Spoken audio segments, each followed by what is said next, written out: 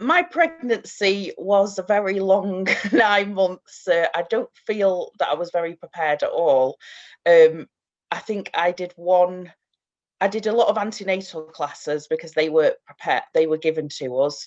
But then the other classes, like around birthing and different things like that, I think they told me about 2 days before my due date to go to one for a relaxation class. Um, and I was very anxious. So I don't feel like I was prepared, and it also resulted in me having to be induced as well, which I would have liked to have learned a bit more about before I sort of was put into that position.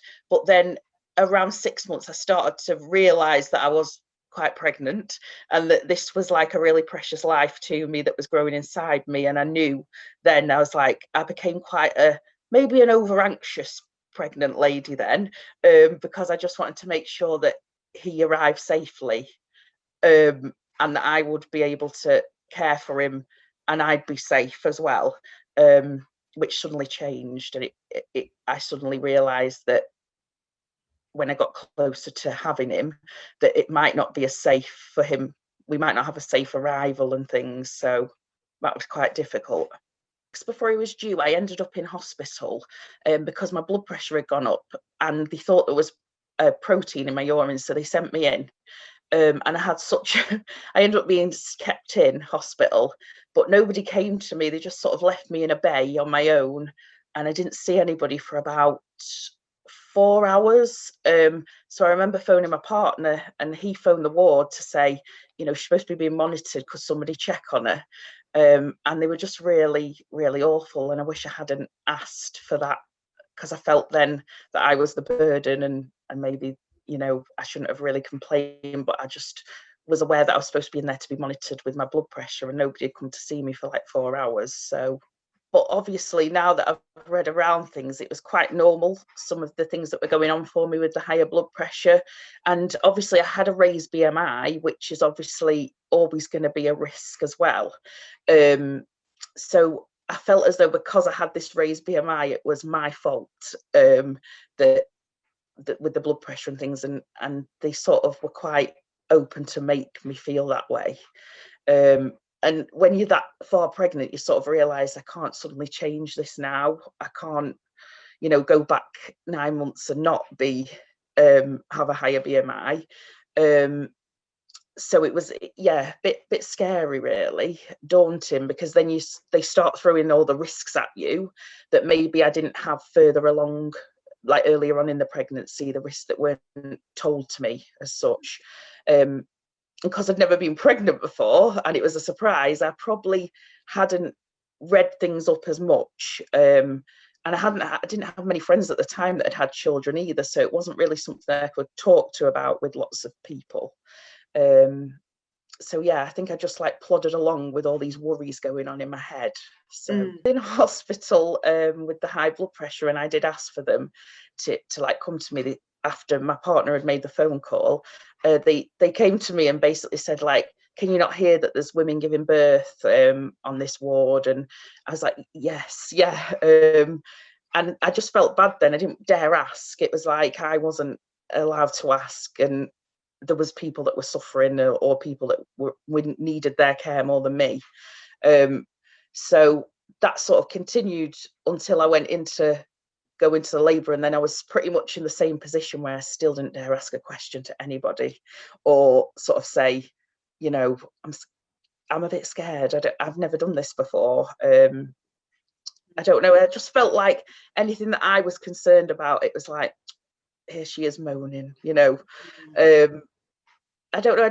I felt like I wasn't believed, or I didn't dare say if I had pain as such or anything like that, because I was sort of dismissed a bit more. And I think there was two other ladies in the bay, and I just felt completely like alien compared to them, and not like, I don't know. I tried to talk with them and things, but I just sort of felt like they were all like either waiting to have their baby, they were further along, but they were quite open and asked questions to the midwives, and the midwife staff were brilliant with them, whereas me, I just felt like it was like they just didn't really want to talk to me. And I had a bay was of a different ethnicity. And there was, thinking about it now, there was no other midwives of any other ethnicity. And I mean, it might, I don't know.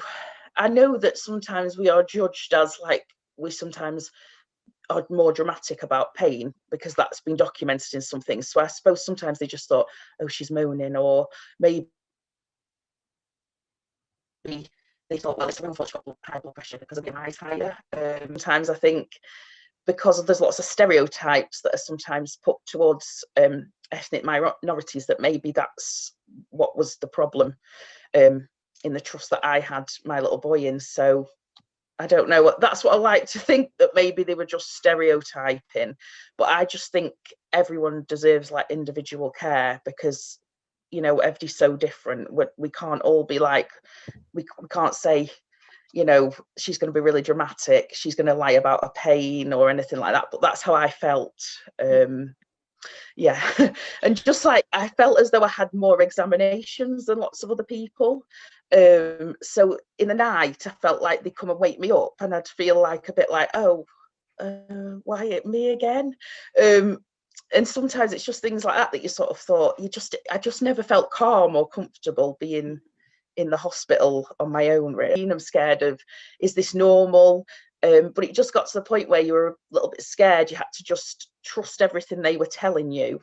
I mean, there was one amazing midwife that I will always praise and thank, because she actually said to me when I was in labor, well, they were going to break my waters at one point, and it was actually a consultant that came in and wanted to break my waters, and I'd been induced, I'd had all this treatment, and I wasn't getting anywhere, I wasn't dilating. And this consultant kept saying, no, we're going to break your waters, we're going to break your waters. And this midwife said, you're a nurse, you know that you can, you know about consent. Do not consent to this, else the baby's not going to make it, or you're not going to make it. You can say no. And that's when I ended up having a section. But that was the following day. But she is the only midwife that actually supported me and like let me know I had a choice. And I'm so grateful for that, because I don't think, you know, I just think it would have been a lot worse if that hadn't happened. So what judgments you might have or stereotypes you might have in your head about things or things you've heard, that person is an individual and they deserve individual care. Please don't think, you know, even people with different religions, don't think, oh, well, I've treated something like that before, they didn't like this or they didn't like that. You need to ask them. And, you know, they need to be involved with their care as well. And I just think sometimes just being really human and asking somebody what the concerns are or what they're worried about, because it's something new to a lot of people, and every birth's different. So even if I'd had 6 or 7 children, they didn't know that before. And everybody that came along to me. So I just think it's really important that it's individual care for everybody. So when I found out that I was pregnant, I was shocked initially, because I was not expecting to be pregnant. And then joy after. So I went for the initial booking, and then everything was sort of okay.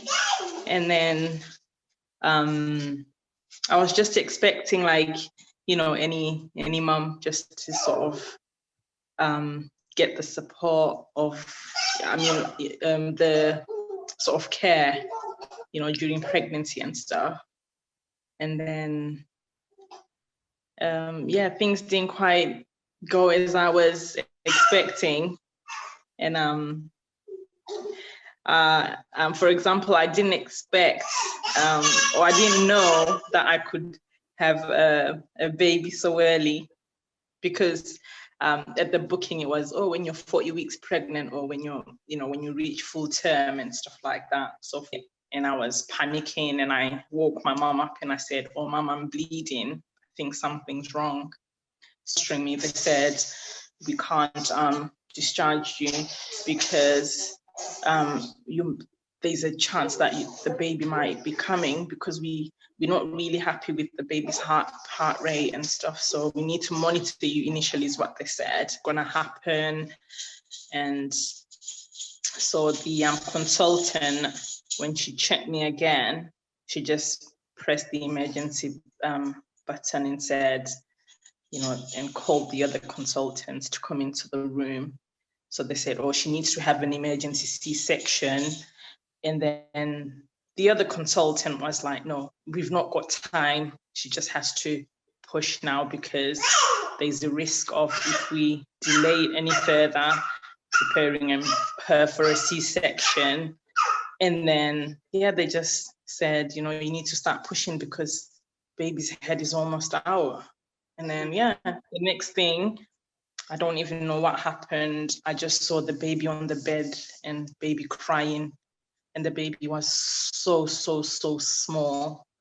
And I was thinking to myself, wow, I was so, so scared that were they going to survive? And like, I had like all sorts and, of emotions. And so they quickly stitched me up and that. And then they said that they would contact me once baby's ready. So I had him, I think around 12 o'clock midnight on the Thursday. I didn't get to see him on Friday at 7 in the evening because they were, doing all sorts, working on him and stuff.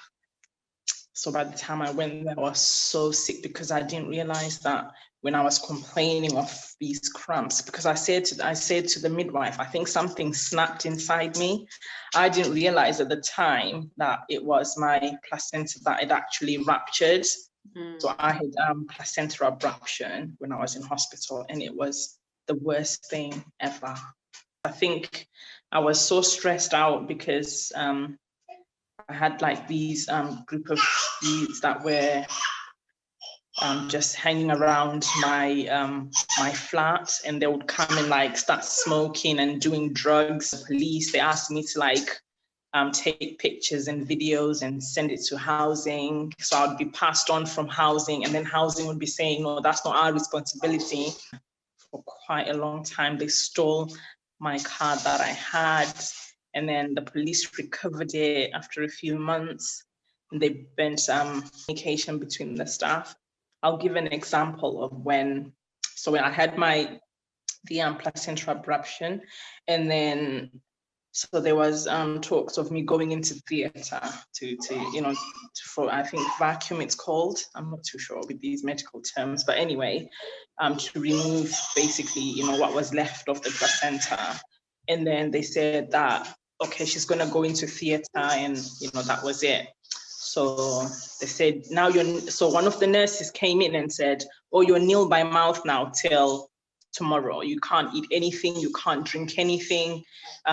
We'll let you know when we'll come to get you, to take you to the theatre. So anyway, I waited till 5 o'clock. So I hadn't eaten from 12 in the afternoon that day. And then I waited till 5 o'clock the next day.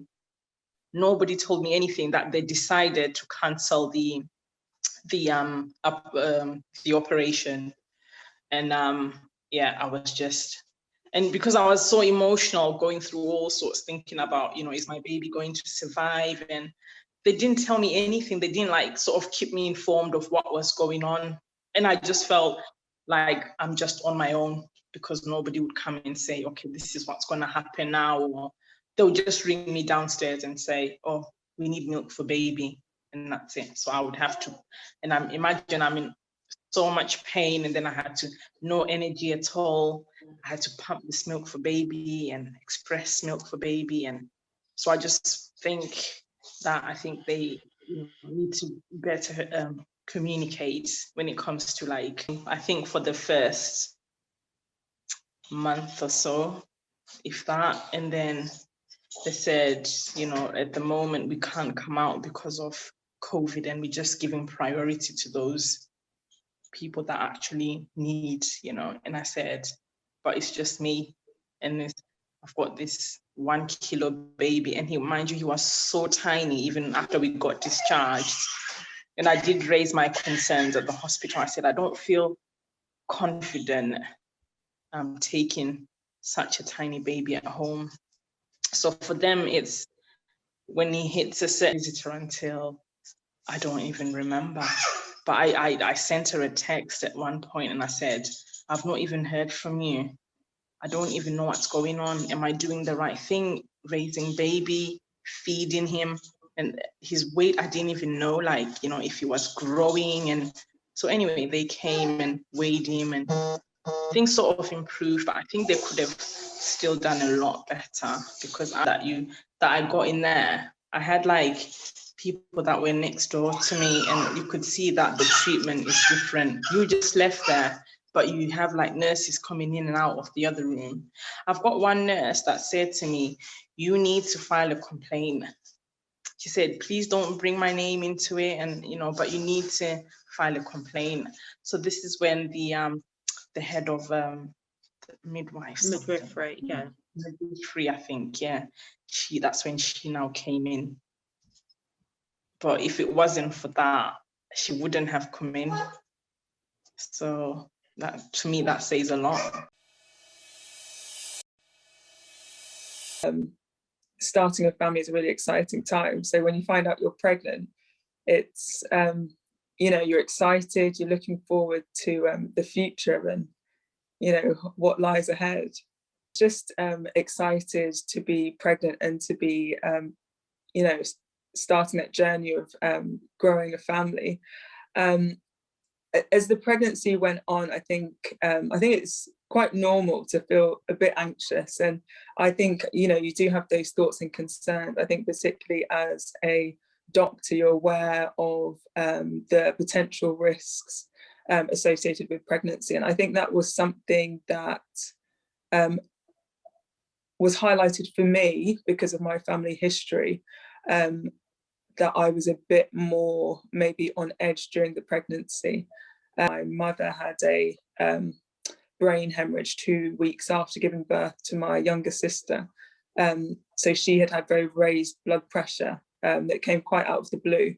And the consequences of that were really quite tragic, and she was left disabled as a result. So alongside the excitement of being pregnant, yes, as time went on, you know, you do have those sort of niggly concerns to sort of battle with as well. The first pregnancy, well, in fact, both of them relatively uneventful during the pregnancy. The team was aware that, you know, of my family history. So I think there was a little bit more caution at times, but relatively, the pregnancy was relatively uneventful. Interestingly, at the same time, my sister was also pregnant, and she also had a relatively uneventful pregnancy. It was more sort of the delivery where there were a few issues that came up. My son, it was due to be just a natural delivery, but unfortunately I failed to progress during the labour, so needed to have an emergency C-section, which was very unexpected. It hadn't, to be honest, it really hadn't even crossed my mind that was even a thing that could happen. You know, my mum had 4 children, she'd had normal deliveries. My sister at that point had 6 months earlier had a normal delivery, and I just thought it would be the same thing. But unfortunately, in that instance, it became clear that it was going to be necessary to have an emergency C-section, which I did.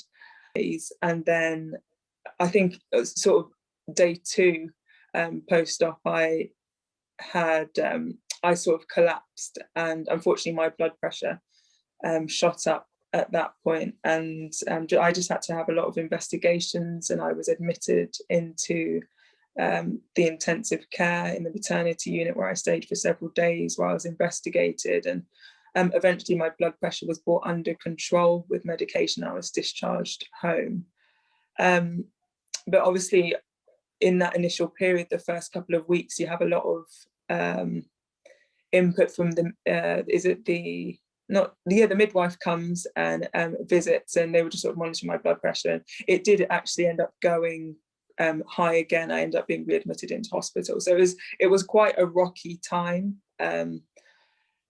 really. But yeah, so that was the situation for me. The anxiety level was a bit higher with the just memory of all the uncertainties and unexpected events of my first pregnancy. But it actually went, I try and be aware of health and my lifestyle. So generally I'm someone that, you know, I like to go out running. I go out running regularly. I try and monitor my diet and things. So I think those things really continued. I just tried to be more aware really during my pregnancy and keep up some of those sort of lifestyle factors, and just also being aware of those sort of anxious thoughts and just trying not to be too stressed out about that sort of thing going through the pregnancy. The maternity team responded in each case, whether it was the first case where I needed to have an emergency C-section and then keeping me in, and you know, I think they responded well to the circumstances. But yeah, with all NHS services and maternity services included, I think as health professionals, it's really important to treat our patients as almost like family, to have that care and attention to detail, making sure that things aren't missed, and being very responsive and empathetic. I know that anxiety of, you know, having my blood pressure raised and having all those concerns and going through all these investigations, it really made it real to me, the patient experience. And, you know, not only have I been a patient, but I've also been a relative, you know, with my mother, or even all those years ago, becoming so unwell. You know, I think we should never lose touch with the fact that our patients are real people with, you know, lives, and just keep that that reality really at the forefront of our minds as we treat patients in maternity care, but in all NHS services. I've got a baby, so breast, it kind of got a bit more scary for me, to be honest, and it probably did have a mental effect on me, because these were things that I kind of didn't know about, and kind of with how healthy I wasn't expecting to go through. So yeah, it didn't go to plan towards the end as well, because we've obviously been at fitness level. I hadn't had any room for Roman to kind of be the right way up to deliver, so I'd have a planned C-section, which I agreed to have. They kind of go through the whole protocol of what to expect, and I was okay with that. And then when the day came, that went a different way, basically. In as planned to have my C-section. I was there early in the morning and I wasn't able to eat the night before, from I think like 9 o'clock or 8 o'clock, and there was a delay, so I was like an hour behind my schedule to actually go in for the operation to have a C-section. And I just wasn't able to get the needle in my hand. I think it's called a cannula. So I had some issues getting that in my hand as well. They tried 3 times. And that was with a junior doctor, so we had to get someone a bit more senior to obviously do that for me. And then I had the epidural in my back as well, but I just remember and then they kind of laid me down. They were talking to me a lot to obviously keep me you know, in mind of everything, and my partner's in the room with me as well. But during the pregnancy, the screen fell on top of me. It's just a blue sheet, just so I can't see what's going on, obviously below the waist, but nobody realised that the screen fell on top of me, because everyone's kind of doing whatever they're doing. I had people walking in and out of rooms asking questions to other nurses and other doctors, not for my procedure, but for other procedures or whatever was going on the hospital floor. So I kind of had to bring to the attention the nurse next to me that the screen's on top of me, and if I looked properly I might be able to see. They did the whole C-section, Roman was delivered. As he was stitching me back up, the doctor realised that he had gone through my bladder, and he obviously had to unstitch me again, and he had to get a senior doctor to come in and just to obviously to sew me my bladder back up basically. But there were just so many, I kind of expected to have so many people in the room to do obviously their duties, but there were so many people coming in and out of the room, and it was a massive distraction. I remember looking left and right, seeing who's coming in. People just stood on the side having talks. My partner also passed out on the floor as well, so he had the doctors coming to kind of tend to him. So it was just all a bit of a mess for me basically.